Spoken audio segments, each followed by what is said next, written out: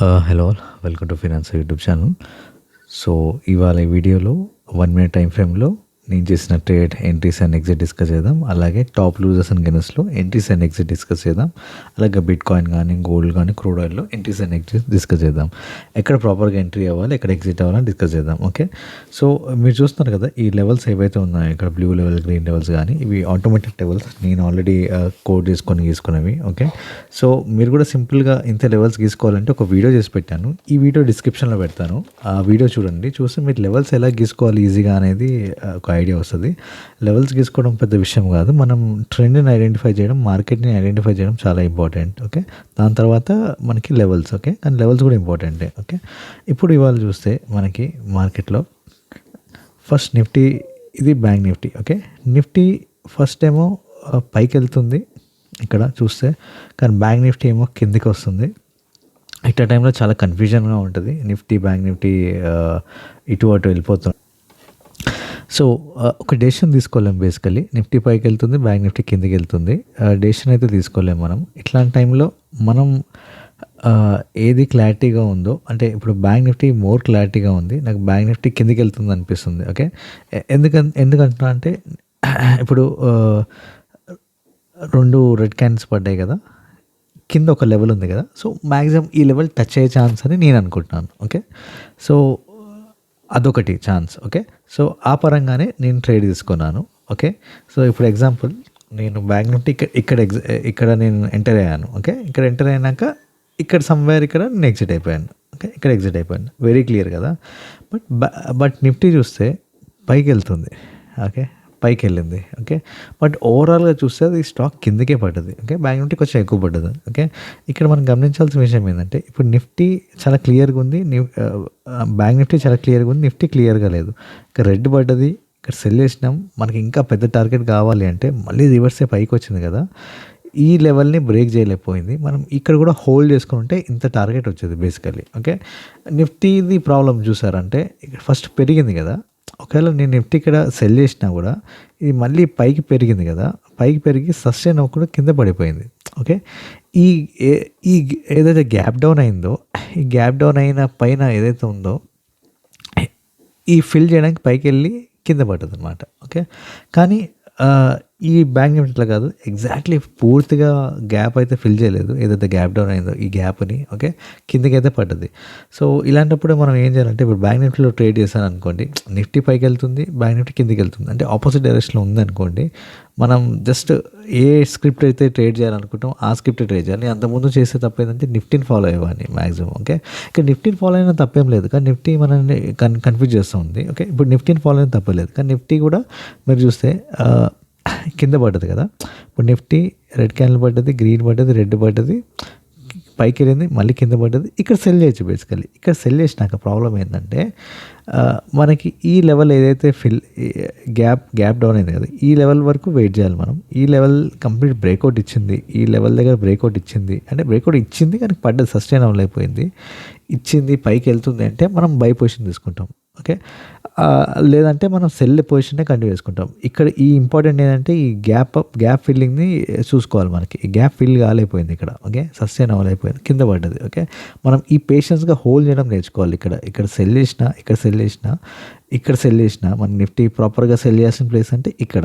Okay, bank Nifty ఎక్కడైనా cell చేయొచ్చు, మనకి ఒక క్లారిటీ వచ్చింది. ఓకే, ఇక్కడ మనం సెల్ చేసినా ఈ లెవెల్ని సస్టైన్ అవ్వలేకపోయింది, పైకి వెళ్ళింది, ఈ లెవెల్ బ్రేక్ పైన ఇచ్చిందంటే బ్రేక్అవుట్, ఇంకా మనం ఎగ్జిట్ అయిపోయి రివర్స్ చేసుకోవాలి, పొజిషన్ బై చేయాలి, కానీ బ్రేక్అవుట్ ఇవ్వలేకపోయింది, కింద పడ్డది. ఓకే, దాని తర్వాత నిఫ్టీ ఇక్కడ వరకు వచ్చింది. ఓకే, ఒక రకమైన పెద్దగా ప్రాఫిట్స్ ఏమి వచ్చిండదు కాదు, అదే బ్యాంక్ నిఫ్టీ పెద్ద ప్రాఫిట్స్ వచ్చింది కింద పడ్డది కాబట్టి. ఓకే, సో ఇప్పుడు మనకి వేరే స్టాక్స్ చూద్దాం మనం. Okay, top losers and గెయినర్స్లో.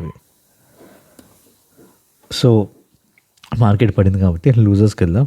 లూజర్స్లో Hindustan zinc, ICICI, Indi hotel, ఈ 3 స్టాక్ చూసేద్దాం. ఓకే, సో ఇప్పుడు ఫస్ట్ స్టాక్ వచ్చేసరికి లూజర్స్లో హిందుస్థాన్ జింక్. ఓకే, ఇక్కడ ఒక రెడ్ క్యాండిల్ పడ్డది, గ్రీన్ పైకి వెళ్ళింది, కానీ సస్టైన్ అవ్వకుండా మళ్ళీ రెడ్ క్యాండిల్ పడ్డది బేసికలీ. ఓకే, సో మనం సెల్ చేయొచ్చు. ఇట్స్ వెరీ మచ్ క్లియర్ అనమాట. ఈ లెవెల్ దగ్గర బ్రేక్అవుట్ ఇవ్వలేకపోయింది. ఫస్ట్ ఒక రెడ్ పడ్డది, దాని తర్వాత గ్రీన్ పడ్డది మనకి. ఓకే, ఈ లెవెల్ బ్రేక్అవుట్ ఇస్తే మనం బై చేద్దాం, కానీ మళ్ళీ రెడ్ పడ్డది కదా, ఇక్కడ సెల్ చేస్తాం మనం. ఇక్కడ సెల్ చేసినాక మన ఫస్ట్ టార్గెట్ వచ్చేసరికి ఈ గ్యాప్ ఫిల్. ఓకే, ఈ గ్యాప్ అప్ ఏదైతే ఉందో గ్యాప్ని ఫిల్ చేయడానికి ఇక్కడికి వచ్చింది. ఇక్కడ ఫస్ట్ టార్గెట్. నెక్స్ట్ టార్గెట్ వచ్చేసరికి కింద కనిపించే లెవెల్ ఈజీగా హిట్ అయిపోయింది. అండ్ దాని తర్వాత కూడా కింద వరకు కూడా వెళ్ళలేదు, ఎక్కడైనా ఎగ్జిట్ అయిపోవచ్చు మనం చూసుకొని basically. Okay, so next stock వచ్చేసరికి ICICI Lombard general insurance. Okay, ఈ స్టాక్ చూడండి, ఎంట్రీ అనేది కొంచెం థింక్ చేసి మనం తీసుకోవాల్సిన ఎంట్రీ అనమాట. ఒక 2 గ్రీన్ క్యాండిల్స్ పడ్డాయి, మనం జనరల్లీ బై చేయాలి. ఇక్కడ బై చేయాలి as per the technicals. Okay, కానీ సడన్గా రివర్స్ ఇక్కడ బ్రేక్అవుట్ ఇచ్చింది కదా, ఇక్కడ డిసైడ్ అయ్యి మళ్ళీ సెల్ చేస్తాం, మనం లాస్లో ఉంటాం. మనం ఆ లాస్ని దాని తర్వాత అక్కడ లాస్లో ఉంటాం కదా, బై చేస్తాం కదా, ఆ లాస్ని ఇక్కడ రికవర్ చేసుకోవచ్చు. మంచి ఈజీగానే హిట్ అయిపోయింది. ఇక్కడ రెడ్ కానీ గ్రీన్ కానీ లెవెల్స్ అన్ని ఈజీగా హిట్ చేసుకుంటూ వెళ్ళిపోయింది. మంచి టార్గెట్ ఇచ్చిందండి ఓవరాల్గా చూస్తే మనకి ఇక్కడ. ఓకే, నెక్స్ట్ ఇంకో స్టాక్ వచ్చేసరికి ఇండియన్ హోటల్స్ కదా. ఇది చాలా టిపికల్గా ఉంది చార్ట్ చూస్తే. ఫస్ట్ ఒక రెడ్ క్యాండిల్ పడ్డది కదా మనకి, ఇక్కడ సెల్ చేస్తాం. ఓకే, నెక్స్ట్ రెడ్ క్యాండిల్ పడగానే ఇక్కడ సెల్ చేసేస్తాం. ఇక్కడ సెల్ చేసినాక మనం ఇక్కడ వరకు వచ్చింది కదా మనకి. ఓకే, దాని తర్వాత అంతా ఇంకా పైకి వెళ్ళింది మళ్ళీ. ఓకే, సో ఒక రకమైన సైడ్ వేస్ మార్కెట్, వెరీ రిస్కీ ట్రేడ్ అనమాట. మనం ఇక్కడ సెల్ చేస్తాం కదా, ఇక్కడ వచ్చినాక ఇక్కడ ఎగ్జిట్ అయిపోదాం. ఓకే, ఇక్కడ ఎగ్జిట్ అయిపోవచ్చు. ఎందుకంటే అంటే ఈ రెడ్ లెవెల్ చాలా క్రూషియల్ లెవెల్, ఇది ఒక సపోర్ట్ లెవెల్గా యాక్ట్ చేస్తుంటుంది. ఇప్పుడు మన లెవెల్స్ ఎప్పుడు చూస్తుంటే రెడ్ అనేది most high priority level, blue అనేది నెక్స్ట్ ప్రయారిటీ లెవెల్, గ్రీన్ అనేది లో ప్రయారిటీ లెవెల్. ఓకే, అట్లా ఉంటుంది అనమాట మనది. ఓకే, సో ఇక్కడ ఫస్ట్ ఒక రెడ్ క్యాండిల్ పడగానే మనం సెల్ చేసేస్తాం. ఇక్కడికి వచ్చింది కదా, ఓకే, ఇక్కడ ఎగ్జిట్ అయిపోవచ్చు. లేదు అంటే మళ్ళీ పైకి వెళ్ళింది కదా, పైకి వెళ్ళినాక బేసికలీ మళ్ళీ కిందికి వచ్చింది. ఇక్కడ కిందికి వచ్చింది కదా, ఇక్కడ మనం ఎగ్జిట్ అయిపోవచ్చు. బేసికల్లీ ఇక్కడ ఎగ్జిట్ అయిపోవచ్చు. ఓకే, ఇక్కడ ఎగ్జిట్ పోతే మనం లాస్లో ఉంటాం మోస్ట్లీ, బట్ ఎగ్జిట్ అయిపోవాలి. ఇది పెద్ద ట్రేడబుల్ స్క్రిప్ట్ అయితే కాదు ఇవాళ. ఓకే, సో మళ్ళీ ఇంకో ట్రేడ్ అయితే చేసుకోవచ్చు బేసికల్లీ. ఎప్పుడైతే ఈ మిడ్ లెవెల్, ఈ ఫస్ట్ క్యాండిల్ పడ్డది కదా, ఈ మిడ్ లెవెల్ బ్రేక్అవుట్ ఇచ్చిందో ఇక్కడ బై చేయొచ్చు. మనకి ఇక్కడ బై చేస్తే కొంచెం పై వరకు వెళ్తుంది, ఆ ఒక ఛాన్స్ ఉంది. బట్ వెరీ రిస్కీ ట్రేడ్ ఇవాళ. నెక్స్ట్ ఇంకా గెయినర్స్లో తీసుకుందాం. ఒక DMart stock first, DMart, solar India, torrent pharma. First DMart తీసుకుందాం. సో ఈ avenue super mart DMart stock అనమాట. ఓకే, సో ఇక్కడ మనం టెక్నికల్ చూద్దాం. ఓకే, మన లెవెల్స్ ఆల్రెడీ గీసుకున్నాం. ఒక గ్రీన్ క్యాండిల్ పడ్డది, ఇక్కడ బై చేస్తాం మనం. ఓకే, ఈ ఫామ్ అవుతున్నప్పుడు ఇలా అయినాకనే మనం తీసుకోవచ్చు. ఓకే, టార్గెట్ వచ్చేసరికి రెడ్, ఈజీగా హిట్ అయిపోయింది. ఓకే, మళ్ళీ ఇది బ్రేక్ అయినాక ఇంకా కంటిన్యూ కూడా చేయొచ్చు. ఇక్కడ ఎగ్జిట్ అవ్వచ్చు, లేదా మళ్ళీ ఇక్కడ వరకు కూడా కంటిన్యూ చేయొచ్చు. ఇక్కడ మళ్ళీ ఇంకో బై తీసుకోవచ్చు. బై తీసుకుంటే ఇంకో లెవెల్ హిట్ అయింది ఈజీగా మనకి, బ్లూ లెవెల్. దాని తర్వాత పై కూడా వెళ్ళింది, ఎక్కడైనా ఎగ్జిట్ అయిపోవచ్చు మనం. Okay, next solar industries India. Okay, ఇక్కడ బై చేస్తాం. ఒక లెవెల్ దగ్గర ఫామ్ అయింది, 2 గ్రీన్ క్యాండిల్స్ పడింది, ఇక్కడ బై చేస్తాం. ఇక్కడ బై చేసినాక మళ్ళీ కిందికి వచ్చింది, కానీ ఈ level break, first candle break ఎంతవరకు ఉంటాము. ఓకే, బ్రేక్ ఎండ్ వరకు ఉంటాం. ఈ బ్రేక్ అయితే మళ్ళీ పొజిషన్ రివర్స్ చేసి సెల్ చేస్తాము. ఓకే, కానీ బ్రేక్ అవ్వకుండా పైకి వెళ్ళింది. ఓకే, కానీ ఈ లెవెల్ మన టార్గెట్. ఓకే, రీచ్ అయిందా లేదా చూద్దాం. ఈజీగా రీచ్ అయిపోయింది. నెక్స్ట్ వచ్చేసరికి టోరెంట్ ఫార్మాస్యూటికల్స్. ఓకే, ఈ స్టాక్ కూడా వెరీ ఈజీగా మనకి ఒక లెవెల్ దగ్గర ఫామ్ అయింది, గ్రీన్ క్యాండిల్ ఫామ్ అయింది, మనం బై చేస్తాం. అండ్ పైన లెవెల్ చూద్దాం ఎంతవరకు రీచ్ అయింది. పైన లెవెల్ ఏం కనిపిస్తలేదు. ఓకే, సో ఎగ్జిట్ అయిపోవచ్చు ఎక్కడైనా పివట్ వేసుకొని. ఇప్పుడు పివట్ వేసుకున్నాం కదా, మనకి R2 దగ్గర ఎగ్జిట్ అవ్వచ్చు, R3 దగ్గర ఎగ్జిట్ అవ్వచ్చు. Okay, two places to exit అనమాట. ఇప్పుడు బిట్ కాయిన్ చూసాం కదా. ఓకే, ఇది బిట్ కాయిన్ చార్ట్. ఓపెన్ అవ్వగానే రెడ్ పడ్డది, రెడ్ పడి మళ్ళీ పైన బ్రేక్అవుట్ ఇవ్వలేకపోయింది, మళ్ళీ పైకి వెళ్ళలేదు, కిందే ఉంది. ఓకే, మనం ఏం చేయాలంటే ఒక క్లియర్ ట్రెండ్ ఉంది కాబట్టి మనం సెల్ చేస్తాం. సెల్ చేసినాక పివట్ మన టార్గెట్, ఫస్ట్ టార్గెట్. పివట్ అయినాక బ్లూ అనేది మన టార్గెటే. నెక్స్ట్ అది రీచ్ అయిందా లేదు చూద్దాం. రీచ్ అయింది. Okay, yes, it is reach successfully. But ఏంటంటే ఈ లెవెల్కి మిడ్లో ఇక్కడ కూడా ఎగ్జిట్ అయిపోవచ్చు మనం. దాని తర్వాత బ్లూ అనేది మన టార్గెట్. ఇంకా ఇప్పుడు నైట్ ఇంకా ట్రేడ్ చేసేది ఏం లేదండి, ఇంకా అంతే. ట్రేడ్ ఎక్కడ చేయాలంటే మార్నింగ్ టైమే ట్రెండ్ ఐడెంటిఫై చేసి ఆ మూమెంట్లో ట్రేడ్ చేయడమే. మార్నింగ్ 5:30కి లేచి బిట్కాయిన్ ట్రేడ్ అంటే ఆ టైంలో ట్రేడ్ చేయాలి, ఎప్పుడు పడితే అప్పుడు ట్రేడ్ చేసేది కాదు ఇది. ఓకే, నేను డో జోన్స్ కూడా చూద్దాము actually. Okay, very peculiar chart అనమాట. ఇక చాలా రిస్కీ ఉంది. 3 రెడ్ క్యాండిల్స్ పడ్డాయి. ఇట్స్ వెరీ క్లియర్ దట్ పైకి వెళ్తుంది, అంటే పైకి వెళ్తుందని. కానీ ఒక రిస్క్ ఏంటంటే ఈ లెవెల్కి టచ్ అయ్యే ఛాన్స్ ఉంది. మళ్ళీ రివర్స్ అయ్యి పొజిషన్ ఇక్కడ టచ్ అయ్యి మళ్ళీ పైకి వెళ్ళే ఛాన్స్ ఉంది. ఈ బ్రేక్అవుట్ అయ్యి కిందికి వెళ్ళే ఛాన్స్ ఉంది. ఈ బ్రేక్అవుట్ వచ్చి కింద ఇట్లా ఆడుకొని కాసేపు మళ్ళీ పైకి వెళ్ళే ఛాన్స్ ఉంది. ఏమైనా జరగవచ్చు. Okay, but very risky trade. ఇక్కడ జనరల్గా అయితే మనం చేయాల్సింది అంటే 3 క్యాండిల్స్ పడ్డాక ఇక్కడ బై చేస్తాం. మన గ్రీన్ అనేది మన టార్గెట్ బేసికలీ. ఈజీగా హిట్ అయిపోయింది. దాని తర్వాత R1 వెళ్ళింది, R2 దగ్గర వెళ్ళలేదు. అంటే R1 బ్రేక్అవుట్ చేసి ఎక్కడైనా ఎగ్జిట్ అయిపోవచ్చు మనం బ్రేక్అవుట్ వేసుకొని. ఇక్కడ R1 దగ్గర కానీ ఈ లెవెల్ దగ్గర కానీ. ఓకే, సో అంత అక్యురేట్ లెవెల్స్ అనమాట. నెక్స్ట్ క్రూడ్ చార్ట్ చూద్దాం. ఓకే, ఒక పెద్ద డోజీ క్యాండిల్ లాగా ఫామ్ అయింది. ఈ క్యాండిల్ అసలు వాయిడ్ చేద్దాం అంటే నల్ అండ్ వాయిడ్.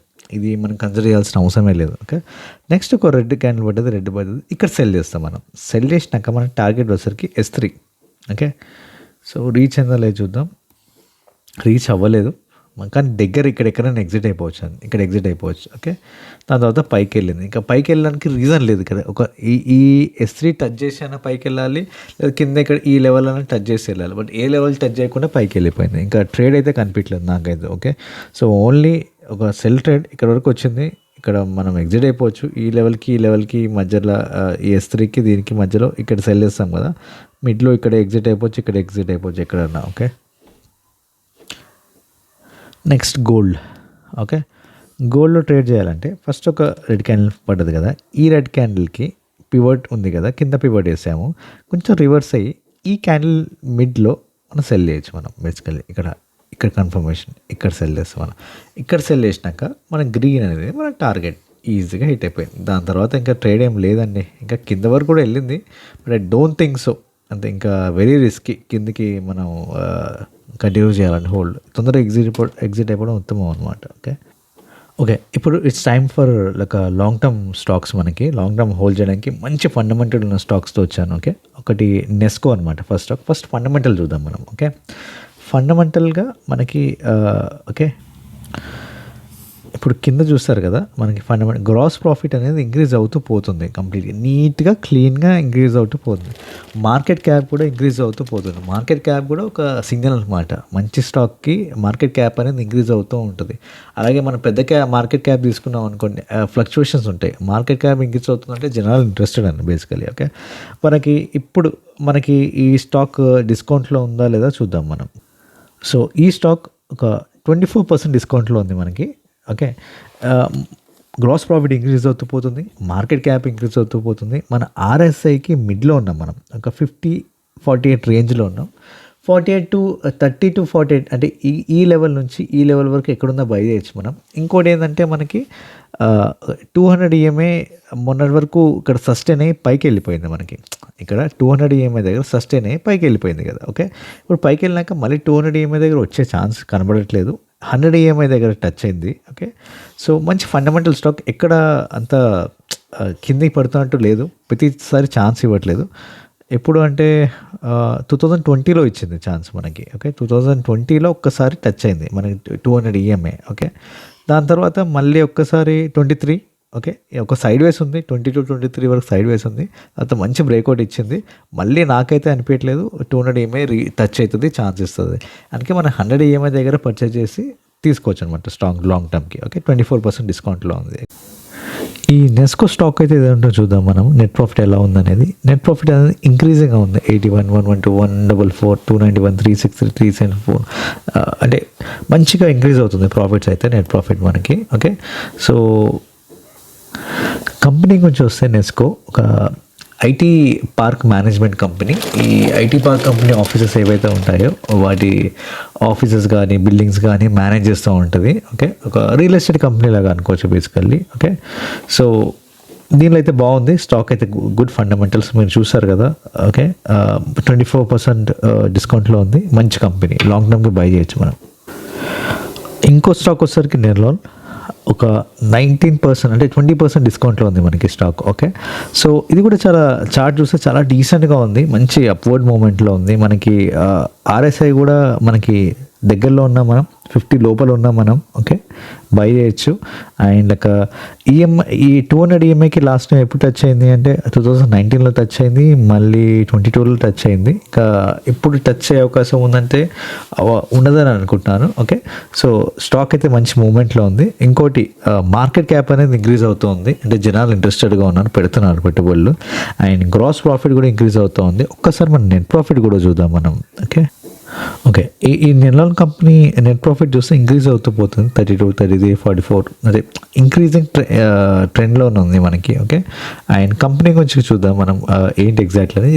ఇది కూడా ఒక IT park management company. Basically వాళ్ళ ఒక ఆఫీసెస్ని మేనేజ్ చేస్తుంటే ఈ 2 స్టాక్స్ అనేది నేను కొంచెం రీసెర్చ్ చేసి వెతికింది. చాలా బాగున్నాయి స్టాక్స్ పరంగా, మనకి టెక్నికల్స్ పరంగా. Actually it's good to buy అనమాట. ఫండమెంటల్స్ చాలా క్లియర్గా ఉన్నాయి, మంచి ప్రాఫిట్స్ ఉన్నాయి. అండ్ టెక్నికల్స్ కూడా చెప్తున్నాయి డిస్కౌంట్లో ఉన్నాయని మనకి. ఈ 2 స్టాక్స్ అయితే నేను రికమెండ్ చేస్తున్నాను లాంగ్ టర్మ్ బైకి. Okay, thanks for watching.